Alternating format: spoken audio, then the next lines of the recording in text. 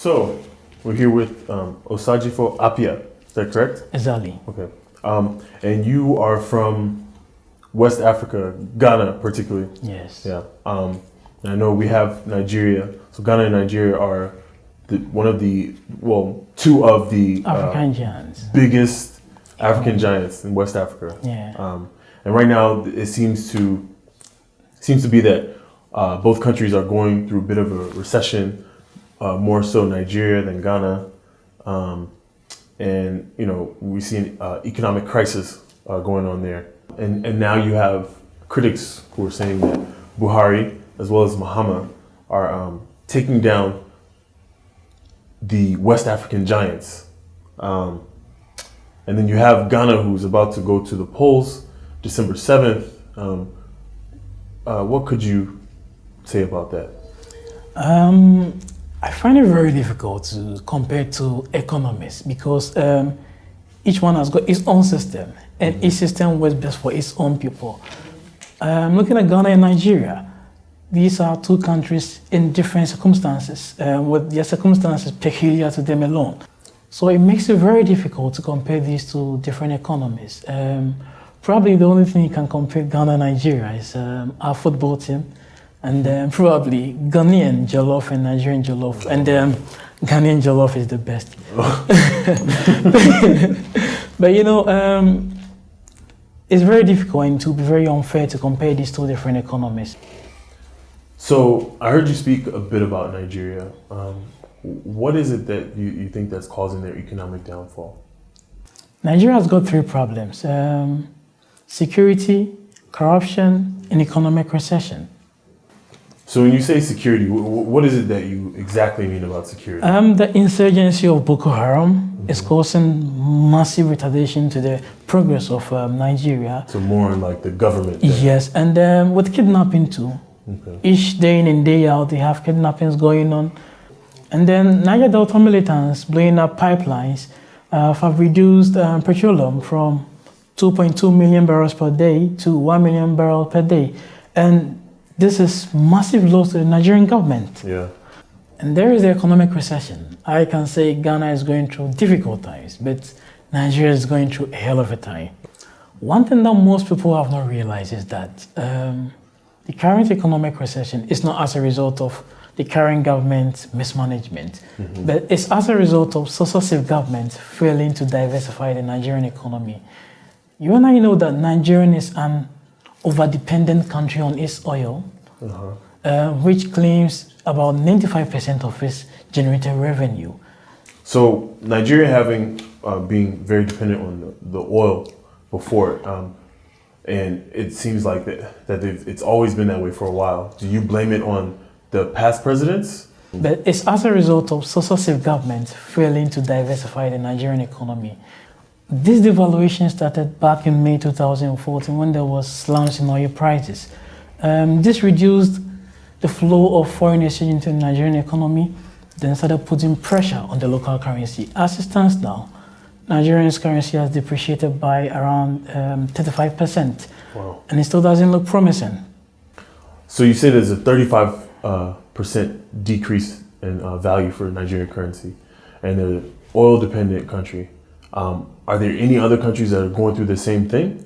Unfortunately, all other economies which are over-dependent on oil are going through kind of instability. You can look at Venezuela, massive recession. Brazil and Saudi is also struggling. Saudi Arabia, okay. But what about Dubai? Good for Dubai. Dubai has saw the future of these things, so transformed their economy into more of like a tourism site. And it's working for them. So when you say diversify the economy, what is it exactly do you mean? When I say diversify the economy, there's the need for shock absorbers in the GDP. Nigeria is not supposed to be over-dependent on its oil alone. So there are other fields like agriculture. Kebbi State alone can produce about 1 million tons of rice. Ogun State can make significant improvements to that. And this is what government is supposed to do. It's supposed to involve the private sector in this.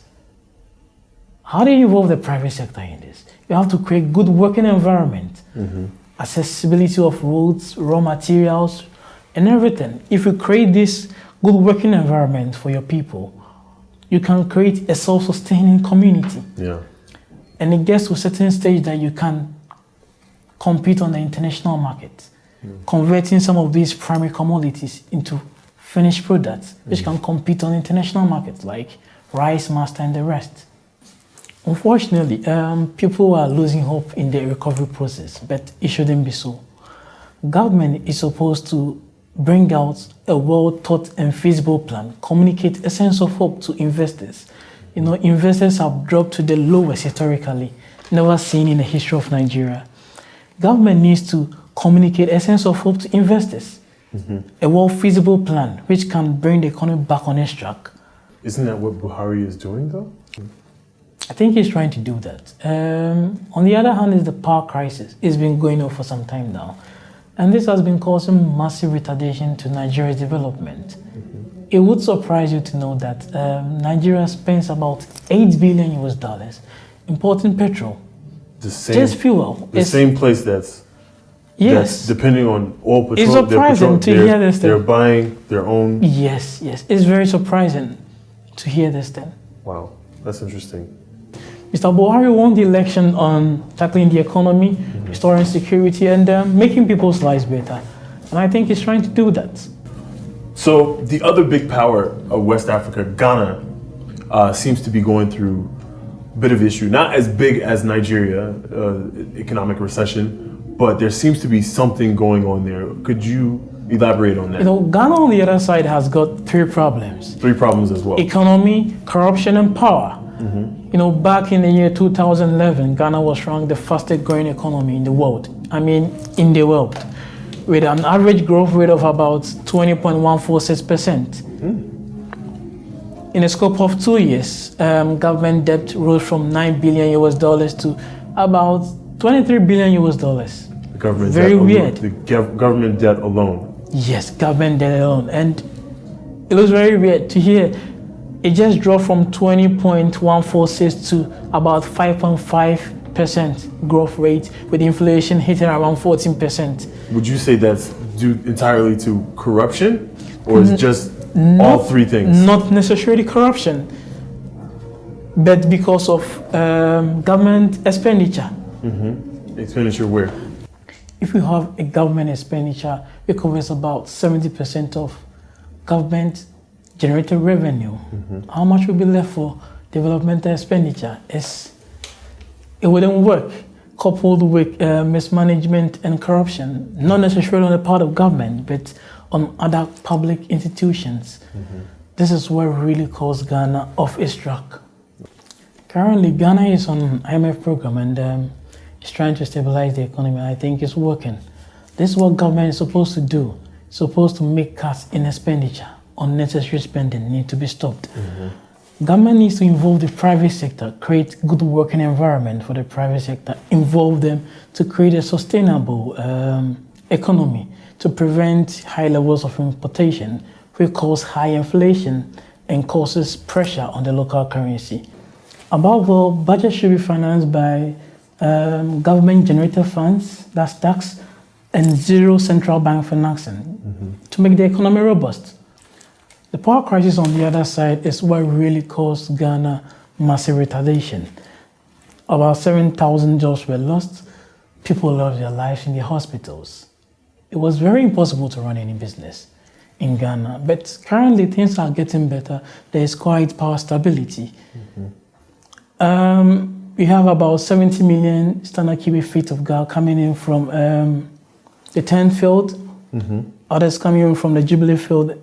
And I think in 2018, we're going to have around 150 million standard cubic feet of gas coming in from the ENR field. And all this is going to generate into about 300 million standard cubic of gas, which is going to translate into over 2,000 megawatts of power. And I think it looks good, but it's too early to celebrate that Ghana is going into a stage of power stability. Okay. So with this power stability, will that turn over into who is determined for the next election? Not necessarily. Election is just around the corner in December 7th, and currently with the power issues, things are good, but Ghanaian election is not necessarily based on power crisis. You know, there are some people, irrespective of economic situations in Ghana, whether they are NDC or the MPP, they will remain just as it is, irrespective of current situations. But I think Ghanaians are quite ready for this upcoming elections. Okay. If you look at the NDC and the MPP, these are two different parties with different ideas. With the NDC is more of like infrastructure development, whilst you see the NPP as more socio-economic development. These are two fighting ideas for supremacy in the Ghanaian election. Okay. You know, if you follow Ghanaian election for some time, you realize that it's a highly contested election. Mostly the one who wins lead with 330,000 votes, which is very small, sometimes ending in runoffs and going to court. So Ghanaians are quite ready, but these things don't necessarily determine election results in Ghana, because in Africa, just like any other African country, elections are based on sentiments, not necessarily on campaign messages. Of course, you're going to have one or two campaign messages flying in the air, but it's basically on sentiment. It's more how the people relate to exactly. the person that's running. So how different are the ideas between the MPP and the NDC? Okay, the NDC is more infrastructure oriented, whilst you find the MPP as more socioeconomic oriented. The NDC, let's take in the field of health, the NDC is more concerned with building hospitals, regional hospitals, district hospitals, polyclinics, and the rest. But during the MPP regime, during the Kufuor administration back in 2008, it was more concerned with the health insurance, which was a perfect model, none seen ever in the world. Such a perfect model, it worked so well. It went on to increase the number of nurses intake into the college schools. It Just was nurses great. or doctors as well, or? Basically nurses, because Ghana doesn't have much medical schools for doctors. So in the field of education, you will see the MPP promoting the idea of free quality education, while the NDC on the other side will say we need infrastructure first. You understand? Just as in the field of health, the NDC will say what is the need for affordability if there is no infrastructure? And the MPP man will also say what's the need of infrastructure if there is no affordability? Those are their arguing points. So the argument just goes on. And when you look at education, back in the Kufuor administration, there was good quality education. I mean, very good quality education. So the flag bearer of the MPP running for the 2016 election, Nana Akufo-Addo, back in 2012, were promoting the idea of free quality education. Of course, it sounded good, and it was a perfect model. Unfortunately, he couldn't win the election. The NDC on the other side was promoting you need infrastructure. You need the schools there before you can just admit all these students you want to call free education. You understand? So these are two conflicting ideas. People don't necessarily look at these things, but if you look at the records of these two political parties, you realize this is what they stand for. And I quite remember back in those times, 2008, during the Kufuor administration, there was massive influx of banks. Services just contributed about 50.12% to Ghana's GDP. Much bank, my financial services. It was great.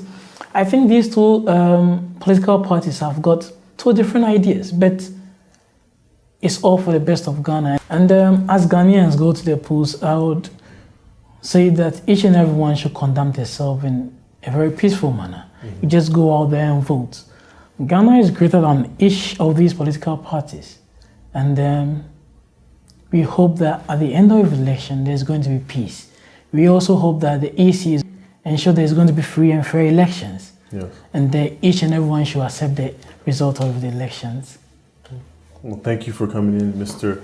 Osagyefo Appiah. Thank you, Fred.